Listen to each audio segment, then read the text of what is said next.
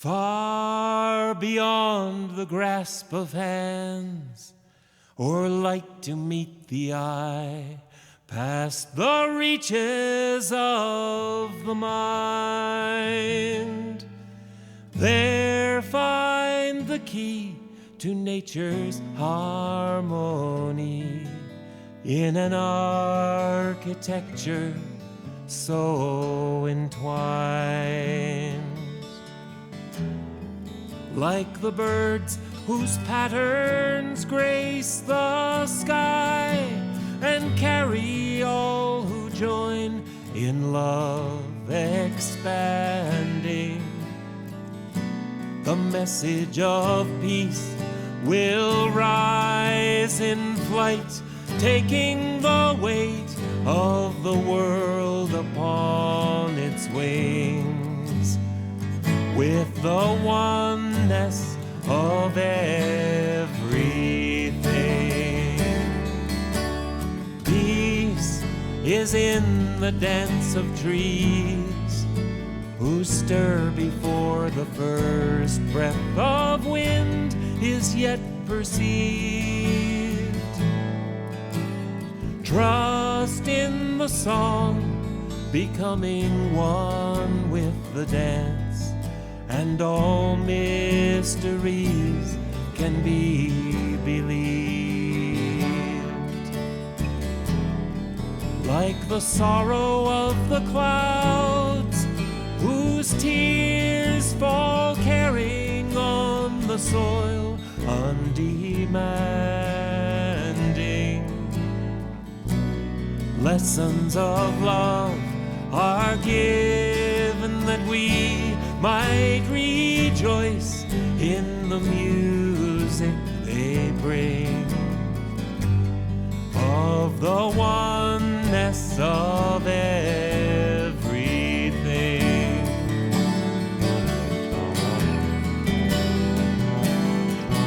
From chords that sound of molecules, spinning billions to a cell, the call resounds afar to the sun who warms the dancing earth and whose song holds it close on the journey of a star. Songs of lives long past that touch our own are written in the earth, forever giving. And now, to maintain the harmony, gives to us all lives worth living, for the oneness of everything.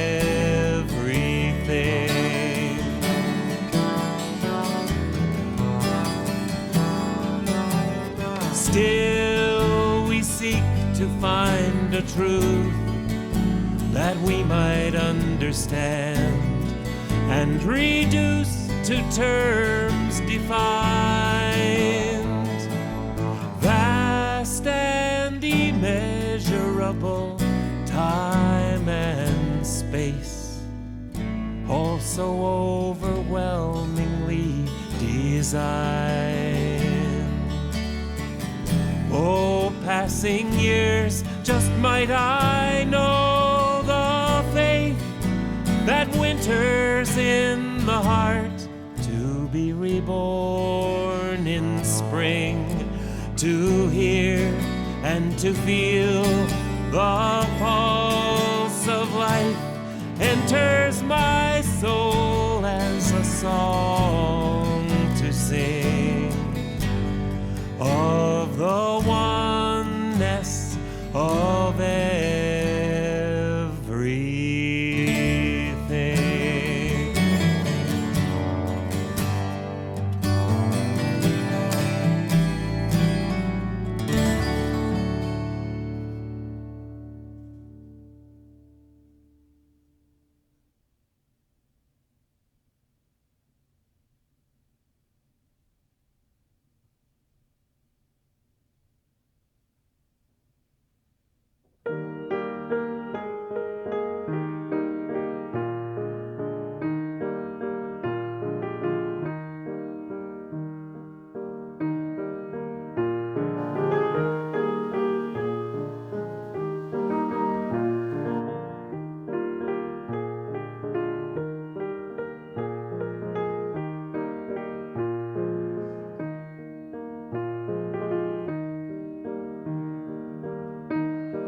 Come, whoever you are, wanderer, worshiper, lover of leaving. Ours is no caravan of despair.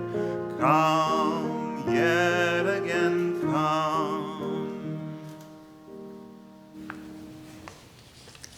Good morning, and welcome to the Unitarian Universalist Congregation of Greater Naples. My name is Lena Neal, and I'm your worship associate for this morning. And I can see our congregation out there. I know you are there. And whether you have somehow stumbled across this live stream service and have found us for the first time, or whether you've been a member of UUCGN for a long time, you're welcome here. In fact, our mission statement says that we are a welcoming congregation, freely seeking intellectual and spiritual growth. We strive to create a larger community of peace, justice, and love, especially now during the time of the pandemic. Even in this time of separation, each of us is encouraged to grow spiritually in fellowship with others by joining in worship and in online opportunities that offer education, reflection, and discussion. Look at your email notices and you'll find links to Tuesday meditation, the wonderful Wednesday program, and the question and answer with the minister session on Thursday. And there are more to come. Don't forget about our virtual coffee hour page on Facebook. And if you're watching this live, you can find the chat button and connect with others who are watching this morning. Normally, at this point, I would say silence your electronic devices, but for this service, please stay connected. And now, let us center ourselves by finding a comfortable position, taking a deep breath, and entering into this time of worship together as Lon plays this morning's Prelude.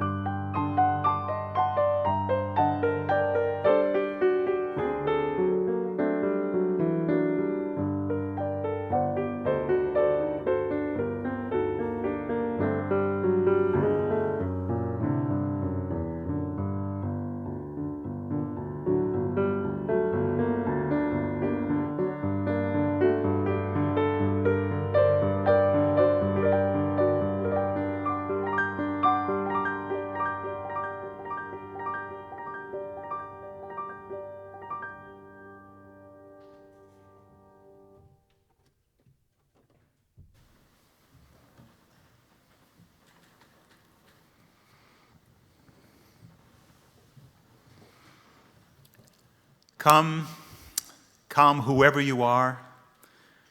Come with your hurts, your imperfections, your places that feel raw and exposed. Come, come, whoever you are. Come with your strengths that the world shudders to hold. Come with your wild imaginings of a better world. Come with your hopes that it seems no one wants to hear. Wanderer, worshiper, lover of leaving, we will make a place for you. We will build a home together. Ours is no caravan of despair. Come, yet again, come. Let's join together in our response, and afterwards Lena will light our chalice. In the light of truth, the warmth of community, and the fire of commitment we gather this day, may the flame we now kindle be to us a symbol of the unity we seek.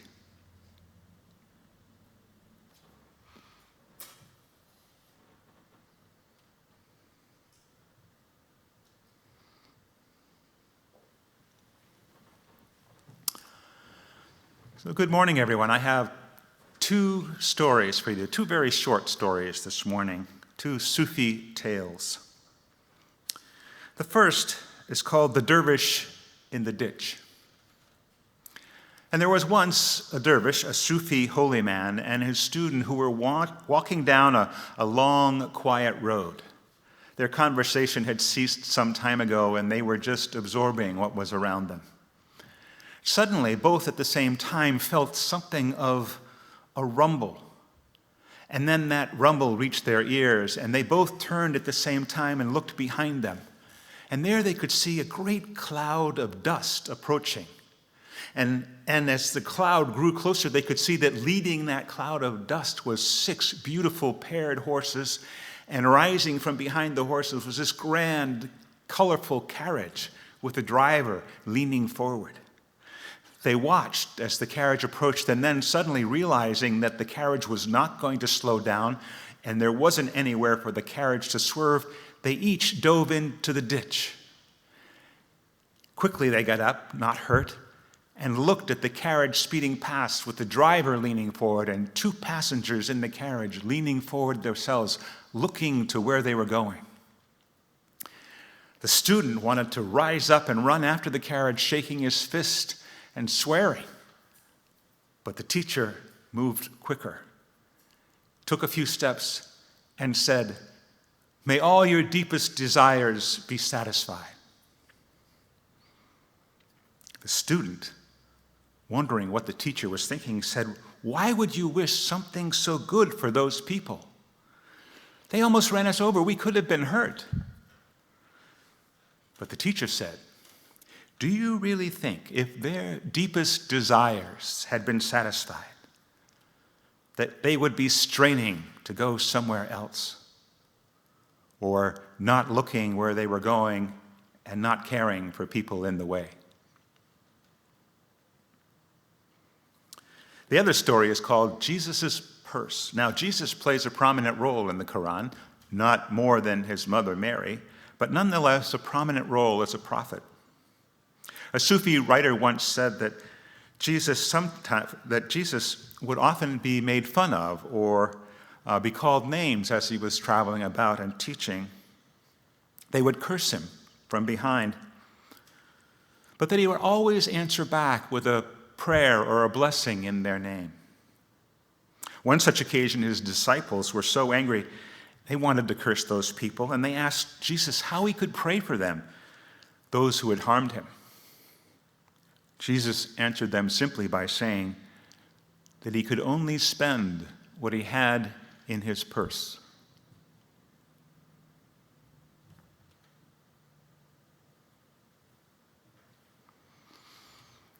Let's sing our gathering hymn together, one verse of "Gathered Here in the Mystery of the Hour."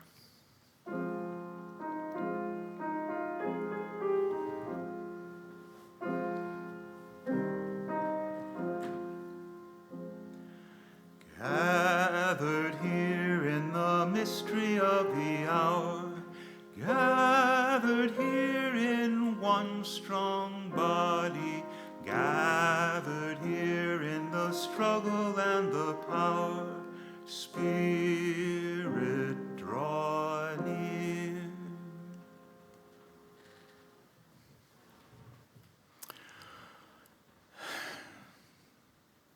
We meet again online, knowing that the world continues to hold its breath, literally and figuratively, as this virus takes its toll. Once again, we honor those who struggle with the illness, those who have lost loved ones, those who are working hard on the front lines and behind the scenes to try and solve this pandemic, though we know it will take time. We know that joy and sorrow are woven fine, and so in each and every day there are a little of each. The pandemic weighs on our spirits, but we find joy in the connections we make, in the love we share with this community and with our families. I hope you are connecting as much as you possibly can in these days of physical isolation, hopefully not social isolation.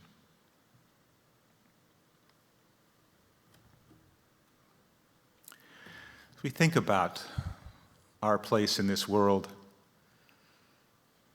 and our sometimes powerlessness, that kind of thinking echoes well with our subject matter today, the story of Islam. Our meditation this morning comes to us from Arianto Nugroho, who is a Christian Unitarian minister in a predominantly Muslim country of Indonesia. And his words, again, echo the spirit of that faith. Please join me in the spirit of meditation.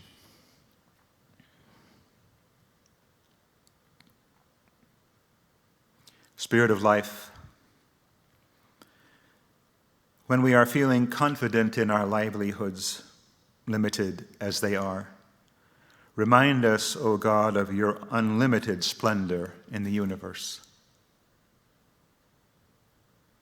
When we are feeling as though nothing will limit us, even though we age, remind us, O God, that our journey will end one day. When we are feeling prosperous, even though we know all we own will perish, remind us, O God, that we cannot take anything with us. When we are feeling so wise, even though we know our knowledge is partial, remind us, O God, that we can't even know what tomorrow will bring.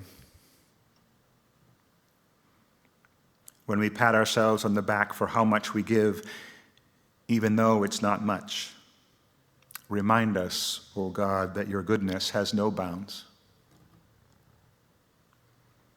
We would live without swagger. We would live with grounded wisdom. We would open our hearts to others, that your light is the glow that illumines our lives. Blessed be and amen. Let's take some time in silence together.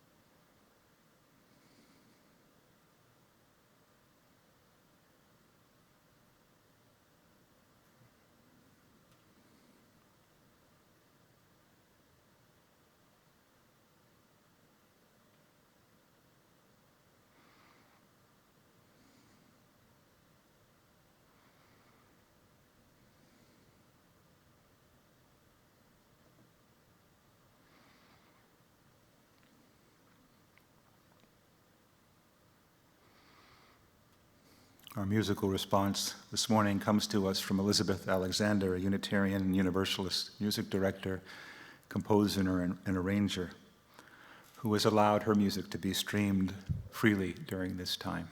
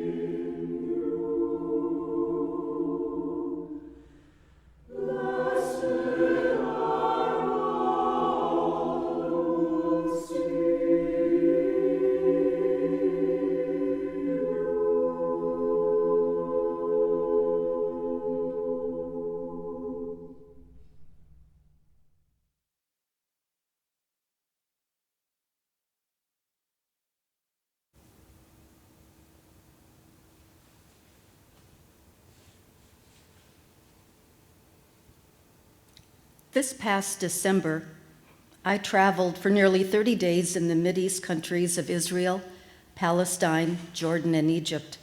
I was going to meet more Muslims than I'd ever met or seen before, even though I know several Muslim Americans from Syria, Iran, and I have an adopted family from Uzbekistan. I know that Muslims are not a monolithic group any more than UUs are, or Christians or Jews. But what could I learn about Islam and Muslims? Let's review some highlights from the Pew Research Center about Muslims today that was informative to me. Did you know that according to 2015 Pew survey, Muslims are the world's second biggest religious group after Christians? It's estimated that there are about 1.8 billion Muslims around the world. That's about 24% of the world's population. By comparison, there were about 2.3 billion Christians, or 31% that year. The largest Muslim population is not in the Middle East. It is in Indonesia, in Southeast Asia, followed by Pakistan, India, Bangladesh, and Nigeria. According to demographic projections, the Muslim population is expected to increase more than twice as fast as the world's overall population, growing from 1.8 billion in 2015 to about 3 billion in 2060. The global Muslim population also is projected to rise from 24% to 31%. Current trends indicate that in the second half of this century, Muslims will surpass Christians as the world's largest religious group. Or did you know the Muslim share of the US population is also rising? in part due to immigration, but it's much smaller than Europe. Pew's latest study in 2017 of Muslim Americans indicated that there were nearly 3.5 million Muslims of all ages in the US, or about 1% of the overall population. In the United States, both immigrant and US-born Muslim populations are racially and ethnically diverse. A large share of foreign-born Muslims are Asian, while many US-born Muslims are Black or Hispanic. And did you know, or perhaps you are a Muslim listening to this service, fewer than half of non-Muslim US adults, 46%, say they personally know a Muslim, and very few, or 7%, say they know a lot about Islam. But most do know at least one or two basic facts about the religion. About 6 in 10 correctly identified Ramadan as an Islamic holy month. And a similar share picked Mecca as the holiest city in Islam. Fewer Americans know, though, that the size of the US Muslim population is less than 5% of US adults. A small share know that Islam is the primary religion in Indonesia, including me. The survey also asked Americans to rate their general feelings about Muslims and several other religious groups on a scale from 0 to 100, with 0 being the coldest, most negative feelings, and 100 being the most positive. On average, Jews received a 63, Catholics rated a 60, Hindus rated a 55, and Muslims received a rating of 49, which is identical to the rating given to atheists and lower than the ratings received by other groups. However, there was one consistent pattern Pew Research found across both Western Europe and the United States, and that is familiarity with Muslims accompanies warmer feelings toward Muslims and Islam. I can personally attest to that myself.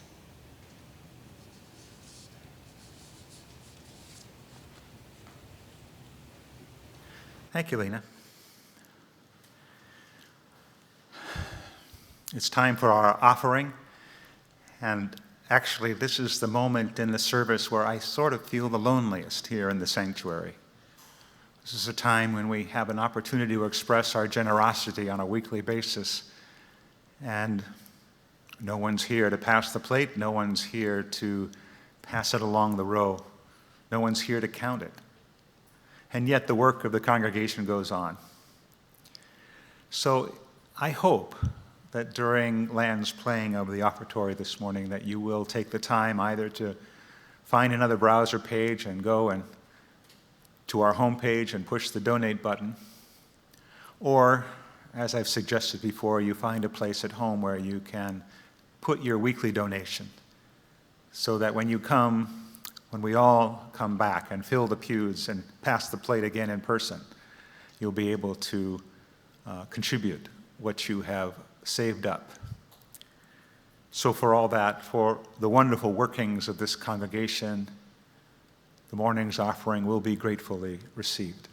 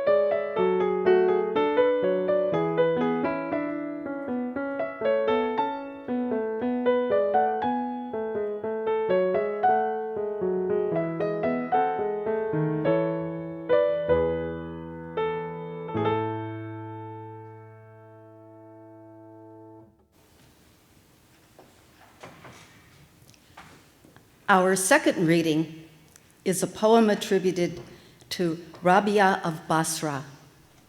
Rabia was the first Muslim to express a relationship with God in a way that was recognizably Sufi in nature, speaking eloquently of divine love and referring to God the Beloved in a language that anyone could both feel and understand. Because of this, she is seen as taking a major role in the development of the mystical branch of Islam known as Sufism. In love, nothing exists between breast and breast. Speech is born out of longing, true description from the real taste. The one who tastes knows. The one who explains lies. How can you describe the true form of something in whose presence you are blotted out, and in whose being you still exist, and who lives as a sign for your journey?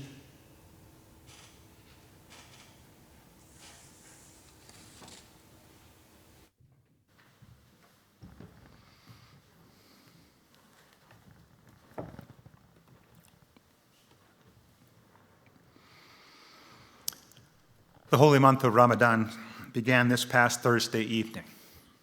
Ramadan is the 9th month of the Islamic calendar, the lunar calendar, observed by Muslims around the world as a time to fast in commemoration of the first revelation of the Quran to the Prophet Muhammad. During this lunar cycle, Muslims abstain from food, drink, and intimate relations from the first light of dawn until sunset. And according to the Quran, the ultimate objective of this fasting is to heighten one's awareness of God, Allah. The Arabic word for this heightened awareness is taqwa. In the Quran, the clearest explanation of the word taqwa, which is in its various forms appears over 250 times, comes from verse 49. Surah 49, verse 13, which reads, "In God's eyes, the most honored of you are the ones most mindful of God." Expanding on that, Suzanne Hanif, author of What Everyone Should Know About Islam and Muslims, defines taqwa as God consciousness, an attitude comprised of both love and fear. More precisely, she says that it's a combined desire to please and an avoidance of any act that would be displeasing, both born out of love and grounded in an awareness that one always stands before God. The Islamic scholar Fazlur Rahman called taqwa the single most important concept in the Quran, calling it the writing of God on our souls, or our inner light. In the Song of Kabir, the anthem we heard earlier, there's a line that reads, "The supreme soul within the soul."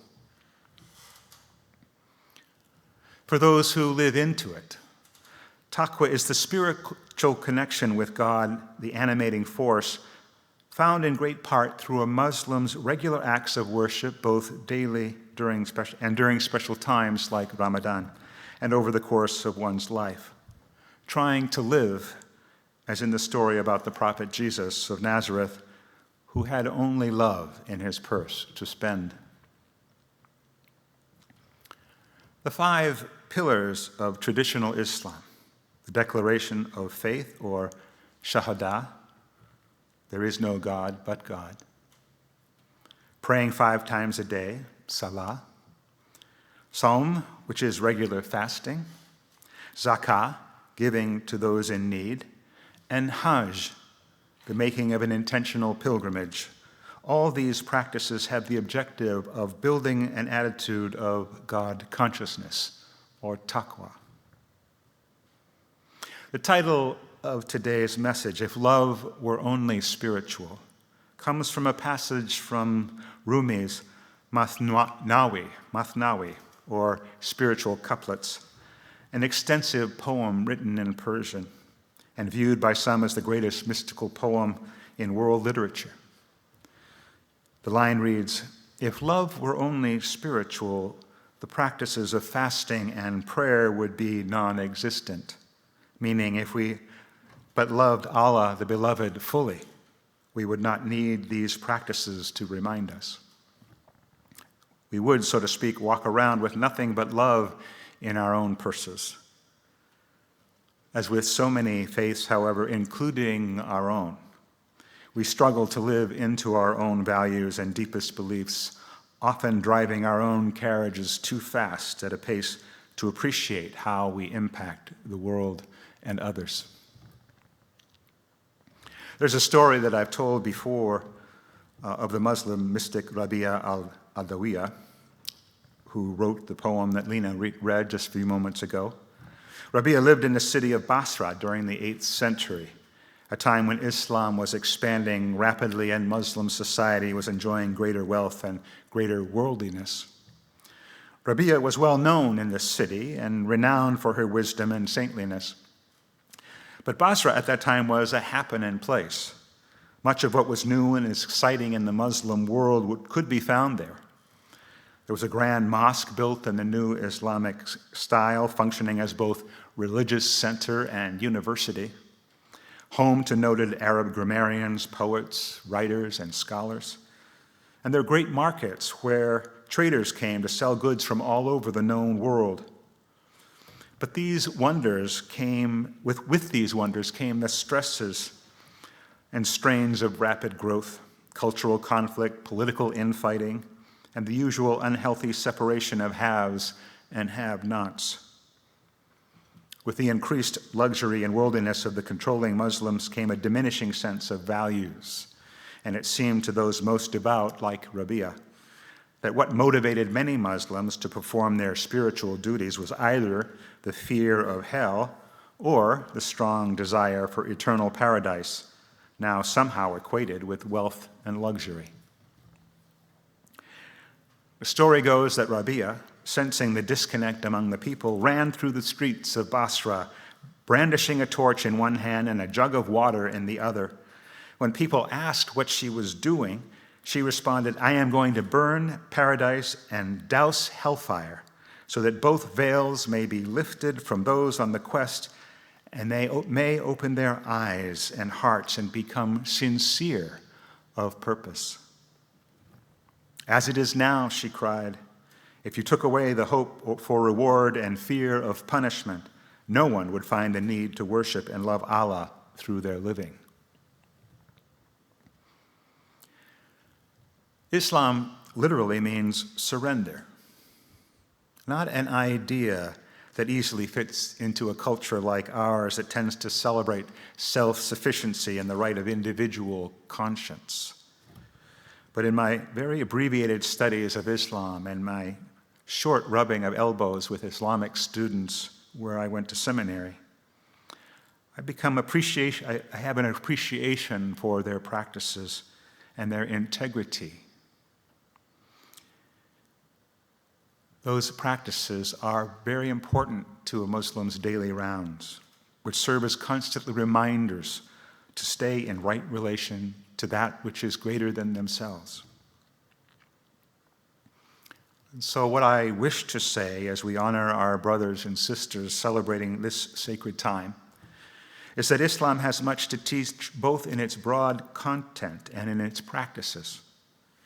It's good to take time every day to slow down and honor that which is greater than any one of us. It's good to be able to articulate that which is most holy or important to us. It's helpful to mediate and go deeper, continuing to ask questions of ourselves. Why do I hold these things as important? And what does it mean to the way I live my life? It is good practice to occasionally deny oneself those things that we cherish and find, if you can, a certain humility in the blessings that we have, remembering our meditation of today. It's also good to share those blessings with others less fortunate, perhaps even to the point of discomfort on occasion. And it's a good thing to make a pilgrimage at least once in your life to somewhere meaningful only to you. I say these things in full understanding that Islam holds itself as a divinely revealed religion whose roots are contained in the Quran and the traditions begun by the Prophet Muhammad. While across the globe there is both orthodoxy and heterodoxy in belief, in practice, as in most religions, the vast majority of Muslims would agree that they are still connected to these living roots, as they would also agree that both the people we call fundamentalists and the people we know who are modernists exist on the extreme of this tradition. There is so much to learn. And as with all the great world religions that we've been touching on this year, we who seek understanding and goodwill must comprehend clearly the vast range of beliefs and practices, finding as best we can the main points of this tradition we study. And we must work to distinguish true accounts of the historic tradition from the many falsehoods that have sprung up by those who so fear. I'd like to close today's message with a prayer that's offered by our minister in Lawrenceville, Georgia, the Reverend Jan Tadeo. She writes, "Beloved children of the oneness of many names, you who cover the land in numbers greater than the stars, I petition you, I pray you, because each of you holds a piece of the truth of all that is, because the vision of beloved community needs each of you. And this is what I pray. Show loving kindness for one another. Use wisely the unique gifts of your humanity, your free will, imagination, creativity, compassion, your knowledge, power of understanding and awareness, all that is an image of the highest good. See the beauty in your cousin's eye, the wisdom in your sibling's smile. Listen for the truth which is unspoken in each heart. Hold one another with tenderness and allow love to transcend fear. Fear that too often darkens your thoughts and poisons your hearts. Come together, followers of Moses, Jesus, and Muhammad. Peace be upon them all. Embrace the children and followers of all the prophets who call us forward to peace. All the seekers and people of goodwill. Adore all that emerges from the mystery of life. Treasure one another. Call forth wholeness for your fellow creatures. Protect and renew the sustenance for life, the earth, the air, the water. Hold the fire with gentleness. Use it wisely for growth and goodness. Come together from the deserts, the mountains, the wetlands, and the shores. Lift the veil of indifference. Learn to understand one another's plight and share in the beauty, wonder, joy, and awe of life. As you honor the covenant of your traditions, may you also covenant with all people of goodwill, a covenant of love, compassion, humility, generosity, gratitude, and celebration.